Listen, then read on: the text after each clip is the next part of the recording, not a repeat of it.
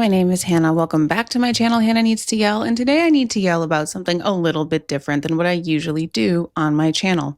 Usually on my channel, I cover influencer controversies, and typically the topics end up being a little bit on the serious side because that's what I tend to feel most passionate about. But today I need to talk about something a little bit different that has also made me want to yell, and that is a case that is unfolding in front of the nation in my hometown where I grew up, Waterbury, Connecticut. You may have heard by now of the Waterbury captivity case or the Connecticut captive case. We are covering the story of a man held captive in Connecticut. Police say this mother in Waterbury actually held this child and then a man in a room with barely any food or water. He's only 68 pounds now. They say he set fire just to get rescued. And I'm not going to dive into the details too much because I've mentioned before on this channel that I don't love true crime. I don't love going into the terrible things that people allegedly have done to each other. I say allegedly because everything in this video is my opinions, my speculation based on publicly available information. Take it with a grain of salt. Also, all alleged crimes at this point are alleged. People are considered innocent until proven guilty in our legal system. I think that's important. I think we need to preserve that here as well as any other case. But just for a brief general overview of this case, he was in the stages of dying. We knew it. We reported it. He'd been locked in that room since he was 11. She has denied all of these allegations. Tonight, a shocking case of captivity after a stepmother makes a frantic 911 call. Come on, come down. Who else is in the house? Who else is in here? My stepson is in here. In the middle of February, 911 police, EMTs, firefighters responded to a fire at a home on Blake Street in Waterbury, Connecticut. In the process, they found inside the home a 31, now 32-year-old man, basically the same age as me, who was emaciated, only weighing around 68 or 69 pounds. Investigators say it all began when he was in the 4th grade. He's 32 now. It all came to an end when he set a fire to escape his home. That fire revealing a tragic story of alleged isolation, neglect, and starvation. She withdrew him from school in 2005 after multiple calls to DCF because he kept showing up to school and stealing other kids' food and otherwise showing signs of neglect and especially hunger at school. By the early 2000s, in the 4th grade, he would ask others for their food, steal others' food, and sometimes eat food out of the garbage, according to the warrant. In 2005, his elementary school reports this to the Department of Children and Families, and police visit his home twice. According to the warrant interview, he was told by his stepmother, Sullivan, to tell them that everything was fine. After the second visit, he was permanently pulled out of school. From 2005 to 2025, the man tells police he was kept in a room that was 8 by 9 feet, that always had a lock on the outside of his door. These photos released by Waterbury police paint a picture of the conditions inside this home on Blake Street. Investigators say it's where Kimberly Sullivan held her 32-year-old stepson in captivity. February 17th, 2025, he tells police he set a fire and stayed on the floor when first responders arrived, believing this was the only way out of his situation.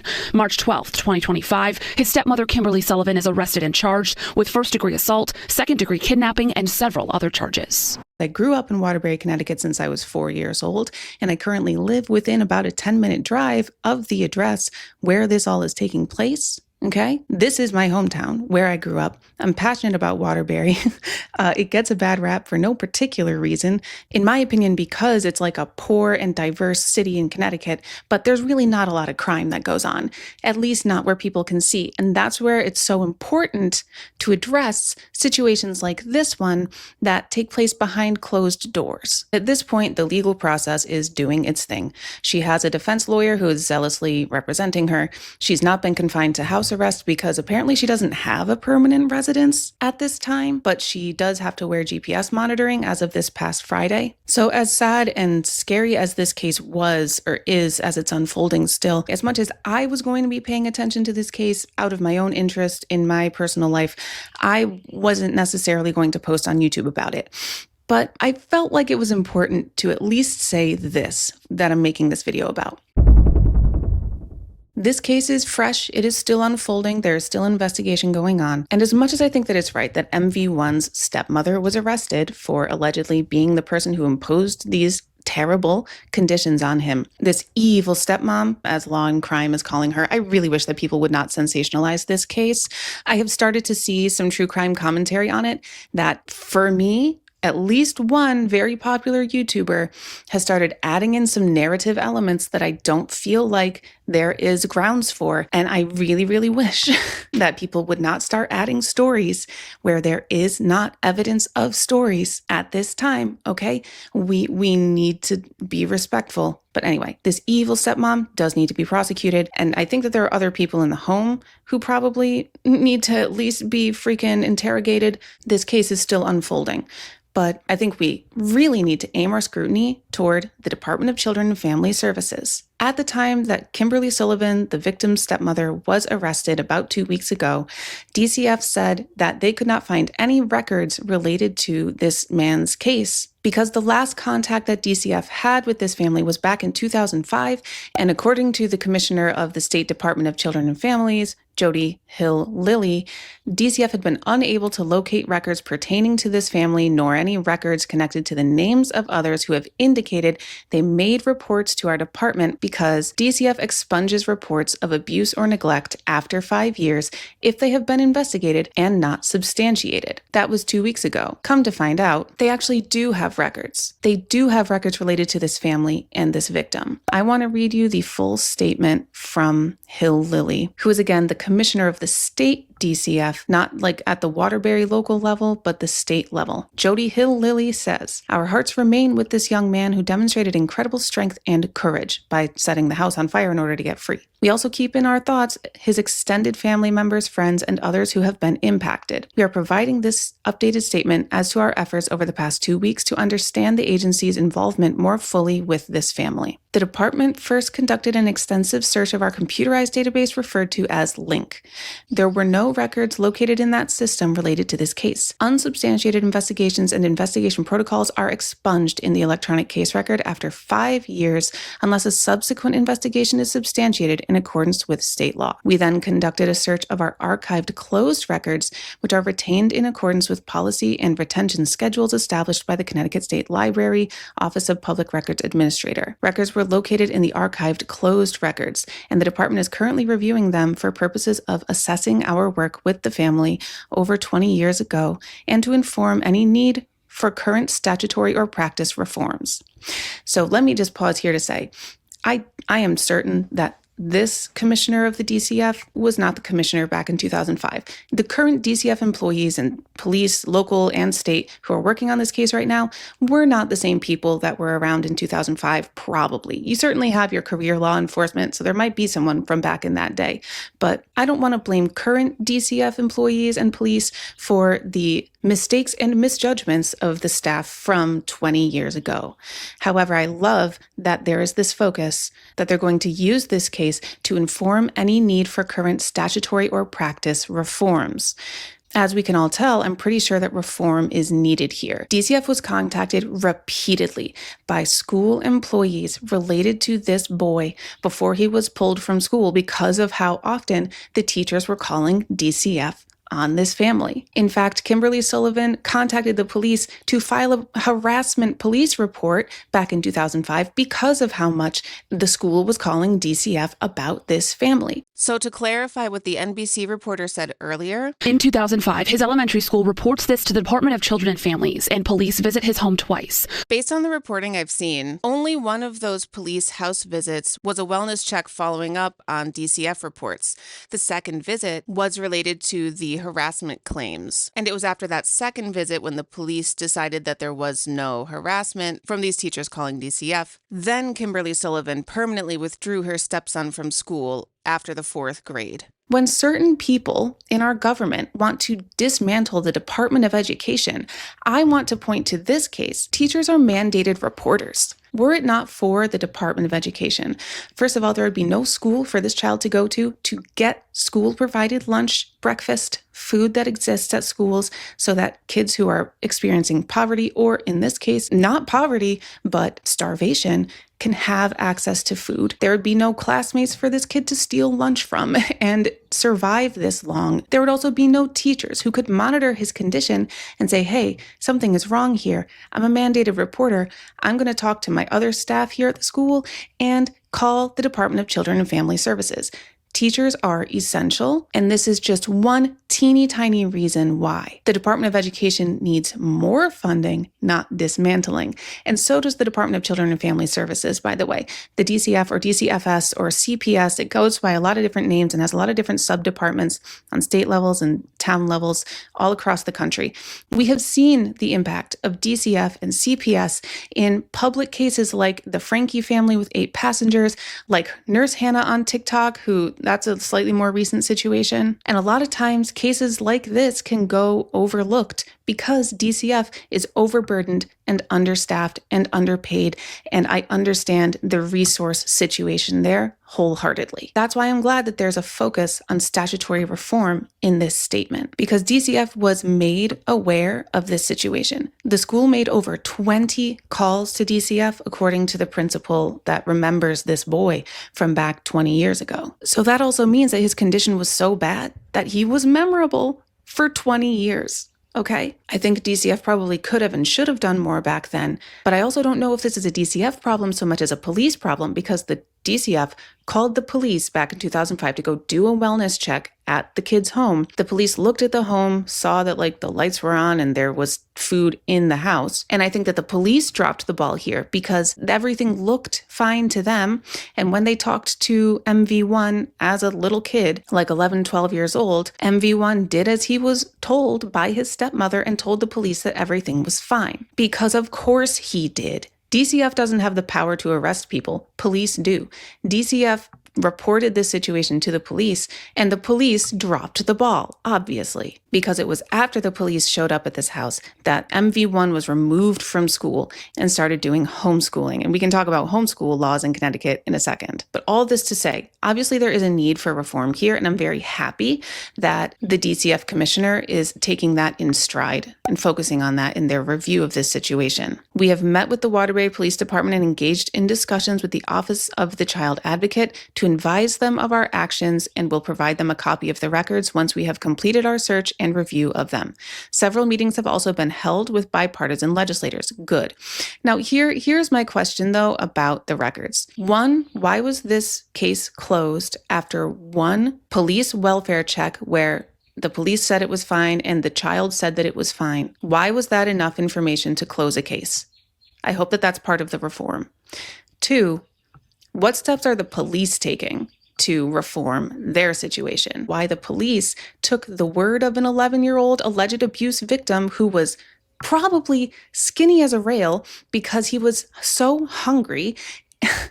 How do you look at a kid who's so underweight that the teachers were calling at least 20 times about the condition of this kid so frequently, to the extent that the stepmom felt that they were harassing her with DCF calls? How do you look at that very thin little child who said that he experienced hunger every day, all the time, from the time he was a kid, and take his word as fact that, yeah, everything's fine. I'm an 11-year-old emaciated boy. Everything is fine. Why was that enough information to close a case?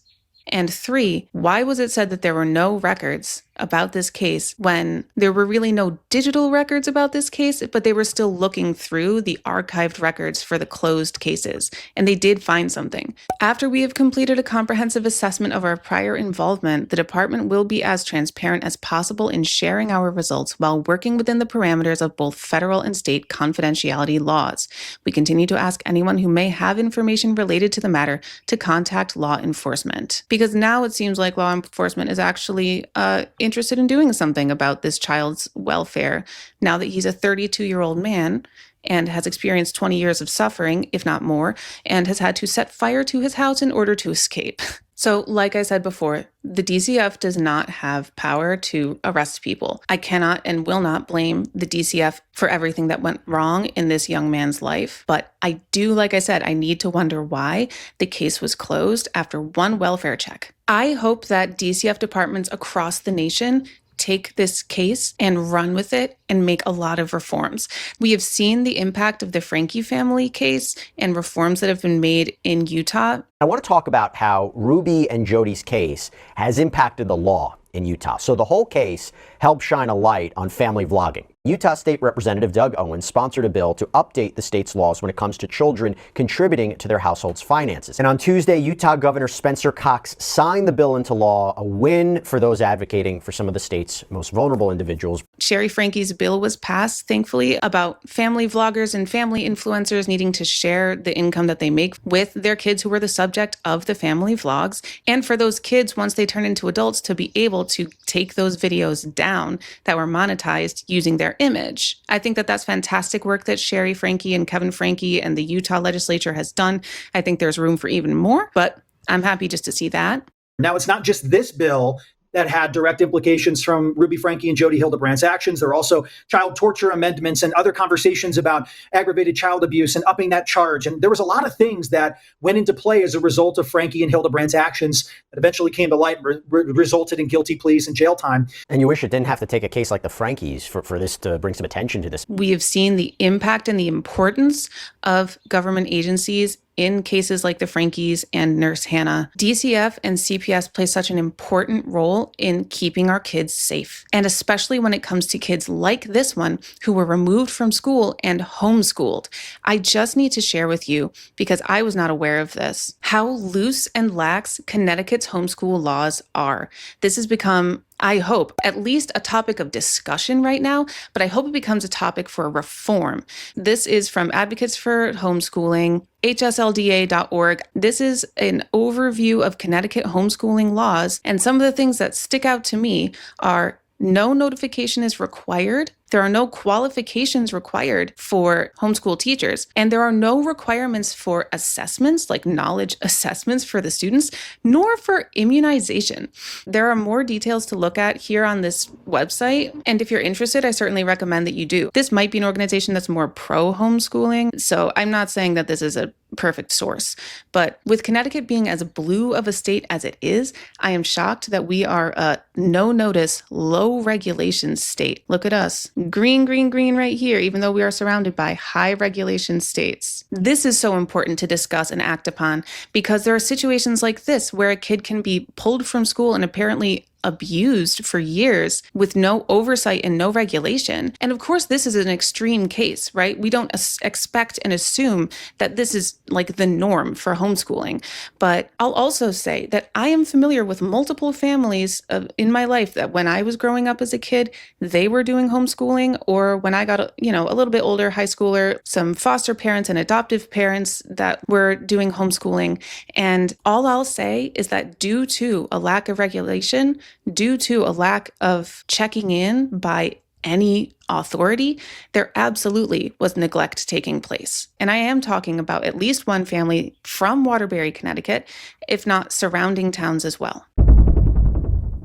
All this to say, DCF, CPS, police, schools, these are supposed to be the unbiased, objective people that kids can go to when they are in trouble and that are supposed to be looking out for kids, mandated reporters at schools, for example. And clearly a ball was dropped here. I don't even think as much by DCF as by the police and by the lack of homeschool regulation in Connecticut, which is absurd to me, absolutely absurd that there is no assessment requirement, no notification requirement, that your kid didn't just disappear off the face of the planet, but that you took them out of school to homeschool them. Like they didn't die or anything, like they're fine.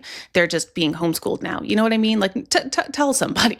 I think if we're looking at areas to reform here, we need to reform DCF's policies on when to close a case and consider it unsubstantiated or not, because one wellness check where the kid goes, yeah, I'm fine, is probably not enough. We need to assess the police and their policies and regulations and how they could go into that situation and say, oh yeah, this kid is fine. Yeah, this is fine. Because he said he's fine, it's fine. We also need to assess the state of homeschool laws in Connecticut and why, for the love of God, this kind of abuse was allowed under the guise of homeschooling, because this kid was not homeschooling. He was home being held captive, starved, and has a 4th grade education as of now. In order for DCF and CPS and the police to carry any weight when it comes to protection of children, which is their job, in the way that we've been able to see them be active in cases like the Franke family and Nurse Hannah, they need to have a little more power, perhaps. They need to have a little more investigative ability.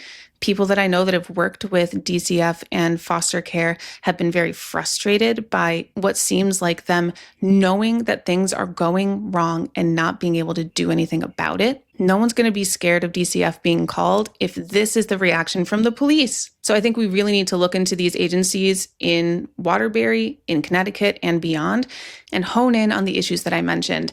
And as much as it might annoy people who are doing it right and who are homeschooling properly and feeding their kids and stuff like that, laws are not put in place for people who are doing things right. They're put in place for people who do things wrong. Sorry that this one woman is going to ruin it for the rest of you, but that's how America works because we're so reactive instead of proactive. Like I said in the Franke family video that I posted recently, I'll link it so you can check it out. If you're doing it right anyway, filling out a few more papers is a small price to pay to prevent situations like this. Anyway, this case is happening in my childhood hometown. I'm going to be following it and paying close attention to it, but I just wanted to come and talk about the government agencies involved here and the reform that clearly is needed, and just hold this up as a bright, shiny example of why not to dismantle the Department of Education and how important teachers are and how much education needs to be funded, teachers need to be paid, mandated reporters need to be everywhere. DCF needs to be funded. Maybe some of that police budget can go to the DCF. I don't know. I don't know how the budget is allocated in Waterbury. Better believe I'm about to find out. There may or may not be a hearing related to this, and I hope that there is. And I hope that we don't just focus on DCF reform that's needed, but the associated agencies here involved as well. I've got to run. Let me know what you think about this in the comments below. Tell me if you want me to talk more about this or cover this case more. Like I said, I'm not a big true crime lady. I love watching LawTube, but I don't really love spending a lot of time talking about terrible things that people do to each other. But because I do live within 10 minutes of where this whole situation is going on, let me know if you have any questions for me as a Waterbury native, if there's any insights I can offer or anything I might have access to that you may find informative. I can't go to the courthouse because I have a job. I have 2 jobs, but maybe there's something I can offer in regards to this case. Let me know. All right. Thank you so much for watching me yell about something completely unrelated to commentary and influencers. I will put links in the description that were resources for me. Thank you so much for watching this video. Peace be with you always. Goodbye.